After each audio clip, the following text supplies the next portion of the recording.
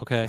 So the recently a Harry Potter video game came out, and it was controversial because a lot of gaming sites refused to cover it, or they were pressured to review it negatively, or So stupid. So stupid. streamers were pressured not to play it. And the whole reason why is because this in current year, 2023, the creator of Harry Potter, J.K. Rowling, is considered a bigoted transphobe. Now, this is in spite of the fact that she's a well-known outspoken liberal with pretty much universally liberal views on everything, except for the one inconvenient view she has, which is that there are two genders, period, and that men who transition to women shouldn't be allowed to encroach on female spaces like sports, etc. That's the one inconvenient opinion she seems to hold.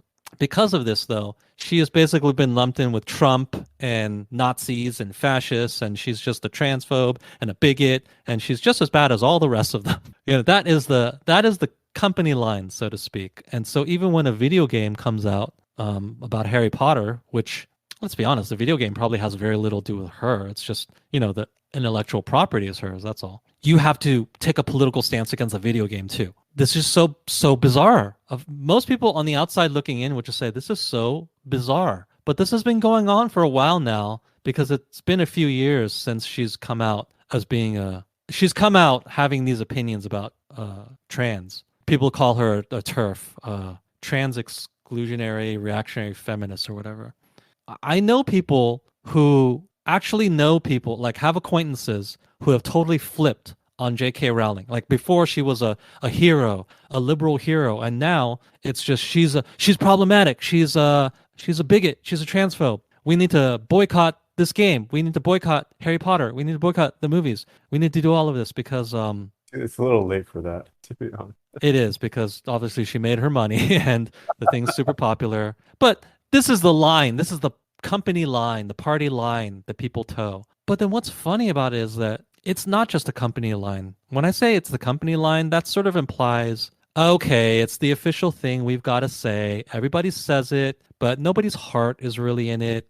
We just say it because, that's what we've got to say. No, that's not what's going on here. There's people who are passionate about this idea that she is now a bigot. She is now a fascist or a transphobe. Or she's a bad person now. She's a really, really bad person. Just like Trump. She's just like all of these others. People are passionate about this. It's not a company line. And I think this is the best example. And this is the reason why this is important to look at is this just shows you how brainwashed people can get. How they can be told to think a thing and they will think that thing with all of their heart and soul. They believe in this. This woman that just 5, 6 years ago they idolized as brave liberal, she is now the enemy. She is the enemy. And anything that she touches or anything that's even slightly adjacent to her is also the enemy. And if you even like this thing that is slightly adjacent to her, you are now the enemy. And it just goes to show how deep the brainwashing, how deep it goes with people. They really, really feel this. And again, I will compare this sort of hysteria, this sort of brainwashing to the Cultural Revolution in China. Somebody who was on your side, who was a good member of the party and the movement and the revolution just a couple years ago, you can flip on them just like a switch. Somebody told you that person is now a problem. They're Yep. now a problem, and you believe it with all of your heart. They're now a problem. They need to be depersoned. They need to be fired. They need to be sent to a gulag or whatever. And people will say, well, it's not as bad as it was in the Cultural Revolution. We're nowhere near that. Like, but this stuff with J.K. Rowling shows that that sort of psychology, it's the same exact mentality. And yes, people in this quote unquote modern, enlightened, progressive country, a lot of people have that same exact sort of mentality. They can flip on you like a switch. If the right people tell them that J.K. Rowling is now a bad person, then they will flip like a switch on her and say, she's the worst person, blah, blah, blah, blah. She's a bigot. She's this, she's that. And they really will believe it unquestioningly. They will. It's not just a thing that they're saying. It's a thing they really, really believe in their heart. And that's dangerous because when people really believe things in their heart, then the sky's the limit on what they're willing to do to you. Yep. Sending you to a gulag is not out of the question. People will say, "Oh, there's no, she's not being sent to a gulag. You're just this is hyperbole. Like, nobody's being sent to gulags. There's no cultural revolution. There's no struggle sessions.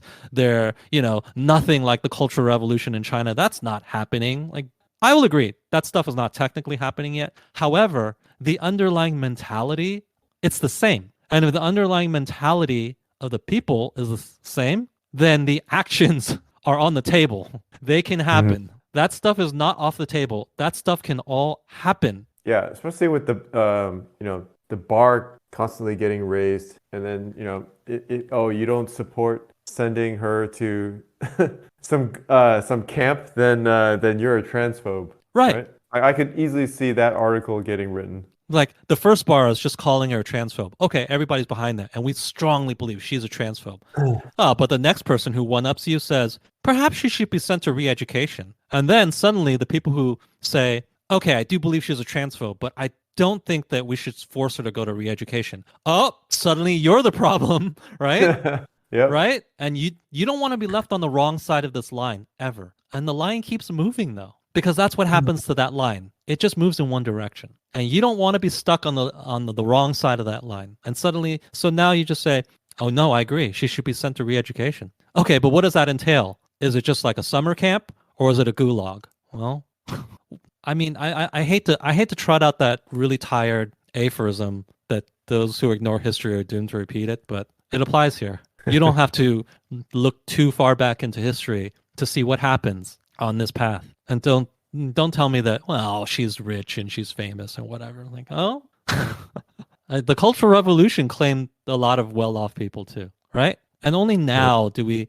look back with some sobriety and say, oh yeah, that was bad. That was bad. It's like, well, it's nice that you say that was bad and it was wrong now. That doesn't help the people who were victimized by it though, right? Yeah, unfortunately, I feel like I can't claim to be above all this because I think my dislike for just these woke people is it's just the same as what they feel Well, towards JK sure, but have you Rowling. ever advocated that they go to a gulag? No, no, I guess not yet. No.